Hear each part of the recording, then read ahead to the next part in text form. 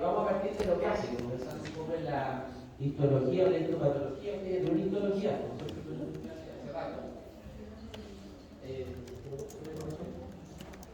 Que básicamente la clasificación histológica y después algunos mecanismos que son con respecto a la formación de la placa y las consecuencias clínicas. Que es un poco la visión de la fisiopatología, explicar desde la clínica lo que vemos un poco en la práctica habitual, cuáles son los mecanismos. Entonces, si nos vamos un poco a la definición, ¿cómo creen ustedes o cómo piensan que uno puede definir la dermatosis? A ver, ¿cuál es su nombre?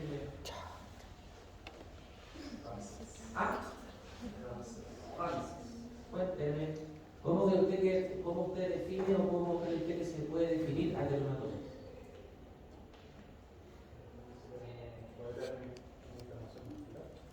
¿Ya? ¿Inflamación vascular? ¿Qué más? Que afecte la estructura de los vasos, ¿Ya?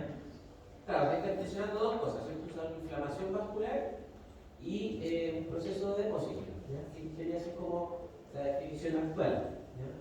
Antiguamente se pensaba que era solamente un proceso obstructivo, en el cual en el vaso solo se juntaba calcio y colesterol. ¿Ya? Ahora se sabe, como dice ahí, que es un mecanismo dual, ¿ya? Entonces ustedes tuvieron sus clases de inflamación, ¿cierto? Donde vieron que la inflamación como tal no es la que genera la patología muchas veces, ¿cierto? Sino que a veces la respuesta inflamatoria, ¿cierto? La que lleva a la resolución de la inflamación, también se hace un mecanismo fisiopatológico, ¿cierto? Por ejemplo, ¿qué tipo de enfermedad es la respuesta inflamatoria que tiene una patología? Porque si yo me pego, ¿cierto? Tengo un trauma o una hemorragia, la inflamación produce la patología, ¿cierto? Un accidente cerebrovascular, ¿cierto? O un trauma torácico o una contusión abdominal. El mecanismo primero es la inflamación. Pero cuando la respuesta inmune genera una patología. Claro, como hablaba, ¿cierto? Cuando tener un shock, ¿cierto? Donde la respuesta sobrepasa a la injuria, o en las patologías autoinmunes, ¿cierto? Donde hay un antígeno que reconoció por anticuerpos que genera un daño. ¿Ya? Entonces, si uno ve la historia,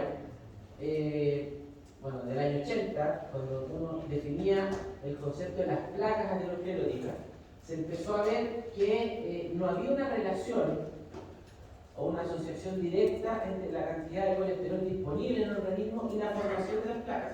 ¿Ya? ¿A qué me refiero? Por ejemplo, hay gente que puede tener colesterol muy alto, colesterol total me refiero, y ausencia de placas ateroscleróticas en sus carótidas o en la aorta, que son las arterias de gran calibre donde se junta el colesterol. ¿Ya? Por lo tanto, eso empezó a decir, ya, bueno, ¿qué proceso está mediando el depósito? ¿Ya? No solamente un proceso mecánico. ¿Cierto? Y ahí partió el estudio probablemente genético y ver cuál es la estructura de la placa y este tipo de interacción que decimos. Esta noxa vascular que genera inflamación y que termina un depósito del colesterol. ¿No? Entonces, en el año 80 se empezaron a hacer modelos animales. ¿Ya? Lo que está en azul son los modelos preclínicos, se refiere con animales. ¿Ya? Y lo que está en rojo, ¿cierto? O rosado son las evidencias clínicas. ¿Ya? Lo que va desde la fisiopatología y que me sirve básicamente para buscar fármacos, ¿cierto? Que puedan tratar, en este caso, la aterosclerosis. Entonces, hay una serie de cosas, bueno, no entrar en detalle porque si tengo cada cuadrado, nosotros terminamos la clase acá, pero lo importante es que pasamos de una etapa en la cual el depósito, o los mecanismos de depósito vascular primaban, ¿cierto? Como los mecanismos que se asocian a la aterosclerosis y la célula vascular, que está ahí graficada como PSMC, que es la célula muscular de la vasculatura lisa. La célula vascular que está en la musculatura es la que determina el depósito. Entonces se empezó a ver una serie de alteraciones que determinaban que ciertos tipos de células generaban más depósito. ¿Y qué se vio? En esas células o en esos modelos había una respuesta inflamatoria aumentada. Yo comparaba dos poblaciones celulares en las cuales había más depósito y en otras había menos depósito. No era que el colesterol fuera más alto, sino que basalmente la célula endotelial o la célula muscular estaba más inflamada. Había más marcadores. Entonces ahí están, por ejemplo, cuando se hace el traslado a la clínica, la PCR, ¿cierto? La interleuquina 6 y el TNF-alfa, que están asociados en general con eventos cardiovasculares. Entonces, se midieron estos marcadores en modelos animales y se vio que donde había más inflamación había más depósitos. Esa es la primera evidencia. El segundo, ¿cierto? Que los pacientes que tenían en su plasma elevación de estos marcadores hacían procesos ateroscleróticos clínicamente más severos. ¿A qué me refiero? Infarto, ¿cierto? O sea, infarto cardíaco o síndrome coronariano agudo, infarto vascular o stroke, que se llama, ¿cierto? Infartos renales, infarto mesentérico. El infarto no es un concepto del corazón, ¿cierto? En histología, cuando uno hablaba de infarto, ¿a qué se refería? Porque puede haber infarto en cualquier territorio. Histológicamente el infarto es igual a necrosis. Entonces, no es que el infarto sea solo un ataque cardíaco. Entonces, así se empezó a ver toda la evidencia y se empezó a ver que cada vez, si vamos más hacia el 2020, no estamos muy lejos de eso, ¿cierto? Que ya se empezó a ver que el concepto de modulación inflamatoria, incluso actualmente inmunoinflamatoria, es como lo más específico que yo puedo inhibir en un proceso aterosclerótico. O sea, parto de lo macro, del colesterol a mediadores bastante específicos, ¿no? Pero obviamente, como la idea es partir de lo primario, vamos a definir el proceso. Entonces, primero partimos por una NORSA. ¿Cuál es la NORSA? A cualquier sustancia que genere, como dice ahí, una injuria endotelial. Entonces la pregunta, bueno, ¿cómo definimos una injuria endotelial? Entonces, si vamos más atrás, ¿cómo definimos endotelio? ¿Alguien sabe qué es lo que es el endotelio? Ahí arriba, compañero que está ahí con el computador.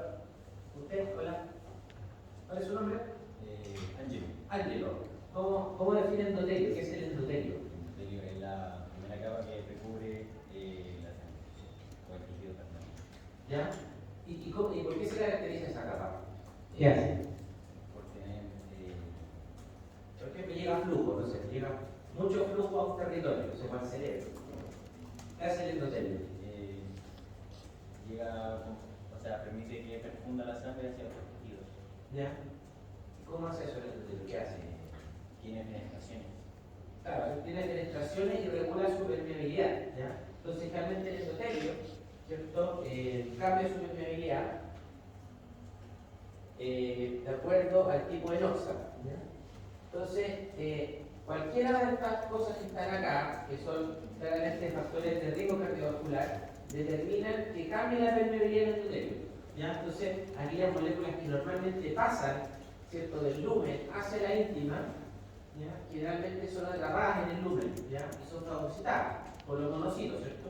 Los monocitos, cuando hacen diareresis y llegan a sitios donde hay moléculas por quimiotaxis, se transforman en el tejido fagocito, ¿cierto? Acá pasa lo mismo, pero en teoría, cuando yo tengo una injuria que me altera la permeabilidad y hace que todas estas sustancias determinen un cambio en la permeabilidad, todas estas moléculas pueden pasar de la capa endotelial hacia las capas más profundas de los vasos y generar una respuesta inflamatoria no en el lumen, sino que en la íntima, ¿ya?, que es la capa, ¿cierto?, que está, como dice, entre la adventicia y el endotelio. El endotelio que está donde está la circulación, la adventicia es la más superficial. Entonces, esa respuesta inflamatoria, nuestra interacción, es básica para generar el proceso de aterosclerosis. Si no existe esta injuria o esta NOXA, no hay aterosclerosis. Y eso se ha medido, se ha visto que bloqueando este proceso, la ateromatosis es bastante más, es menor. Entonces, ¿cuáles son estas células que participan en esta interacción? El endotelio, los macrófagos que derivan de los monocitos circulantes, ¿ya?, las células musculares lisas y los linfocitos. Todo esto es temporalidad.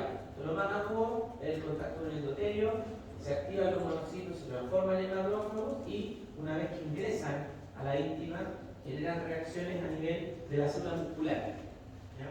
¿Y por qué es importante la célula muscular en el proceso de regulación del flujo? ¿Se acuerdan de eso? ¿Qué tiene que ver la regulación del flujo con la célula muscular lisa? Se pueden contraer. Claro. hay estímulos, ¿cierto?, que determinan blancos farmacológicos, ¿cierto? Entonces hay receptores, ¿cierto?, que de acuerdo al ligando, ¿cierto?, o al agonista o al antagonista que se unan, generan, ¿cierto?, una cascada de señalización celular que pueden, por ejemplo, aumentar el calcio, ¿cierto? ¿Qué pasa si aumentamos el calcio? ¿Qué pasa si aumentamos el calcio en la célula muscular? Se contrae, ¿cierto? Entonces, ¿qué va a pasar con el lumen? Se reduce, ¿cierto? Entonces, obviamente aumenta la resistencia, ¿cierto? Y una medida de eso es la presión arterial, que aumenta. Entonces, en general, las capas regulables de las arterias o las arteriolas tienen estas tres estructuras, que son la adventicia que está por fuera, la capa media, donde se encuentra el tejido muscular, ¿ya? Y la íntima, que está en contacto con el endotelio. Entonces, la regulación de estas tres capas determina el tipo de estructura vascular que conduce la sangre.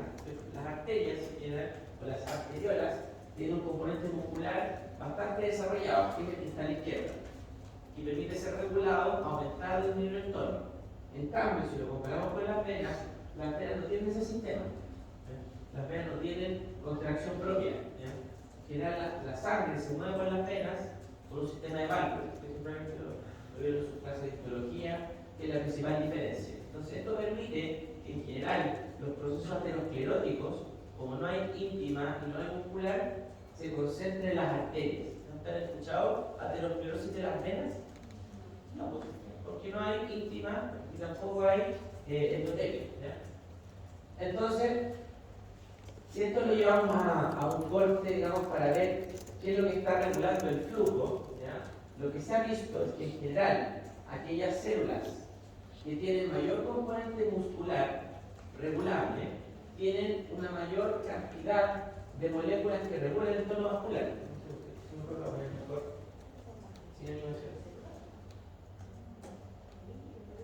¿Ya? Y esto tiene que ver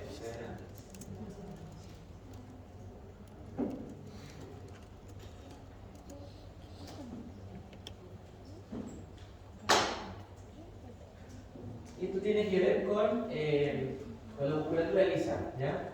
Entonces, en general, aquellas arterias que tienen musculatura lisa tienen mayor cantidad de óxido nítrico. Por lo tanto, de una forma que yo puedo regular esto y regular el tono es dando moléculas que regulen la cantidad de óxido nítrico, ¿ya? Y eso se puede hacer farmacológicamente, ¿cierto?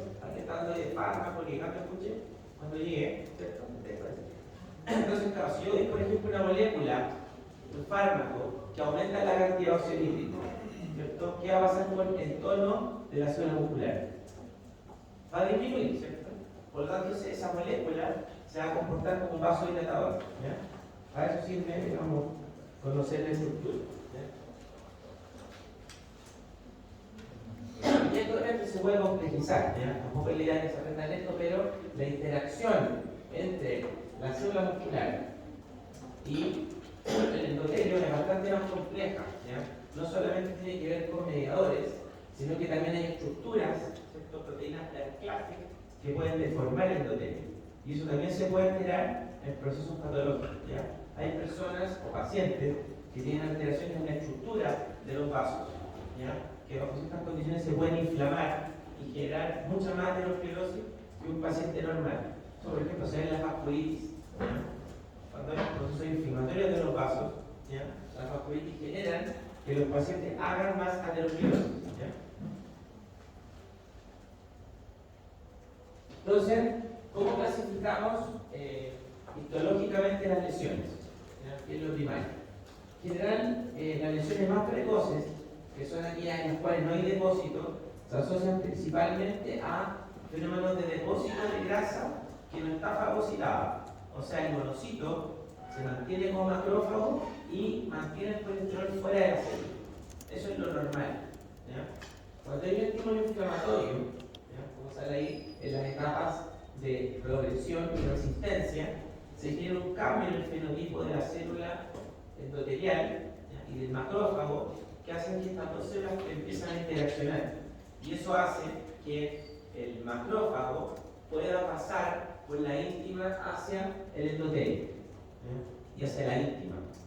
que generalmente son la etapa 3, que en teoría es la que más nos importa desde el punto de vista de la fisiopatología, porque es lo que más se puede modular con el efecto farmacológico. Entonces, en general, la lesión intermedia o el preadenoma es la lesión inicial inflamatoria que determina una interacción entre el monocito y la íntima, o el monocito transformado en macrófago. ¿Ya? Entonces, cualquier cambio que yo haga antes de la lesión tipo 3 va a ser un cambio en general que no va a ser muy medible. No tengo ningún marcador que me determine un cambio en la lesión precoz. ¿Ya? Por lo tanto, en este caso, hasta que yo no tenga una lesión, no puedo hacer nada. Si yo, por ejemplo, controlo un paciente que tiene un colesterol alto, ¿ya? Mientras no tenga ninguna lesión, yo no le puedo decir, oiga, ¿sabe qué? No sé, baje el consumo de colesterol o tome estatina, porque claramente no hay una lesión macroscópica que uno puede evidenciar. ¿Ya? Sin embargo, si uno ha visto que esos pacientes los siguen en tiempo y yo no les bajo el colesterol y tienen un porcentaje de inflamación basal de su endotelio, por ejemplo, citoquinas altas, PCR alta, con el tiempo hacen más lesiones mortales, o sea, hacen más infarto al corazón, más infarto vascular. Entonces, en ese caso, todos los factores de riesgo que tienden a disminuir la injuria, que es la etapa inicial, son factores preventivos. ¿Ya? Bajar de peso, bajar el consumo de sal, para bajar la presión, todo eso hace que esta injuria sea menor y por lo tanto el endotelio es menos permeable para que pase el colesterol y se deposite. ¿Ya? Una vez que se forma la lesión o preadenoma, todo nuestro crecimiento de la placa. ¿Ya? La placa empieza a crecer por sobre esa estructura. ¿Ya?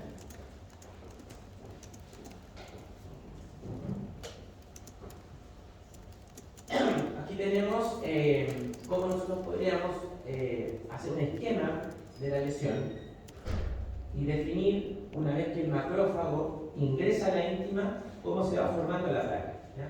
Tenemos a la izquierda una lesión en la cual la célula muscular solamente empieza a crecer.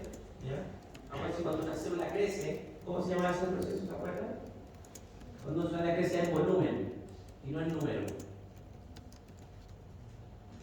Usualmente lo digo en esta parte inicial, ¿no? Hipertrofia, ¿cierto? Cuando una célula crece en volumen, se llama hipertrofia. Cuando crece en número, hiperplasia. ¿Ya?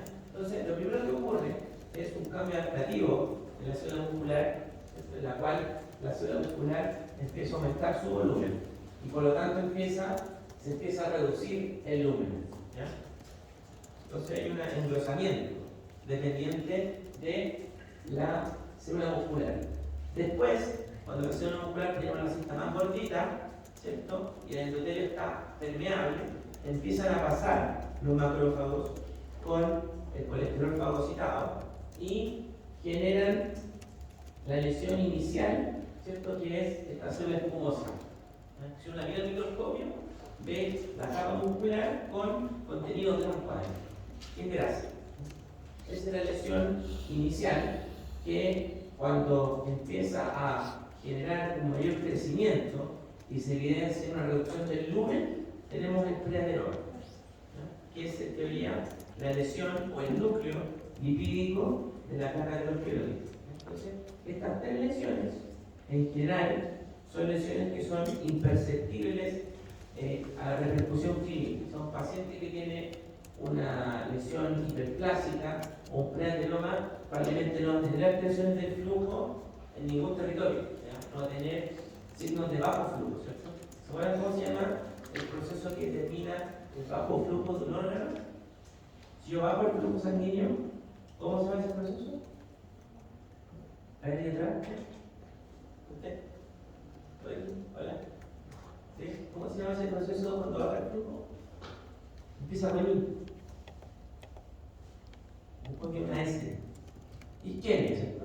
Entonces, cuando hay isquemia, es la parte inicial para cualquier fenómeno aterotrombótico, ¿cierto? Baja isquemia, ¿cierto? Baja el oxígeno, cae la ATP, lo que ustedes vieron en sus clases iniciales. Entonces, esto es lo inicial, pero es imperceptible, ¿sabes? Es difícil regular este proceso. Y con esto ya vamos a ir terminando, se ha ido su descanso, ya mirar la pantalla. Esta lesión puede crecer, ¿ya? Y siempre lo hace. Ya hay estudios que muestran que en poblaciones en las cuales la exposición anoxa, ya sea contaminantes, mayor tasa de hipertensión, mayor consumo de sal, mayor obesidad, por ejemplo, digo, comparamos con la población americana, ¿cierto? Porque en muchos casos decía, bueno, Chile va igual, ¿cierto? Pero en general, las lesiones o el crecimiento de las placas es muy acelerado. Hay estudios que muestran que gente con alta tasa de obesidad infantil empieza a generar placas aderomatosas como a los 11 años. ¿Ya? De este tipo, ¿ya? Porque no tienen síntomas de isquemia porque no ha crecido mucho. Pero claramente es un factor predisponente que determina que estas lesiones preaderomatosas crezcan más rápido. ¿Ya? Entonces, en general, el crecimiento parte de etapas muy precoces. ¿Ya? Que estos son estudios antiguos, o sea, del año 90, 95 se sabía que si uno hace necropsias de pacientes, ¿ya? Que actualmente tienen una alta carga de colesterol, pero bajo factores de riesgo, hay formación de ateroma en etapas precoces. ¿Ya?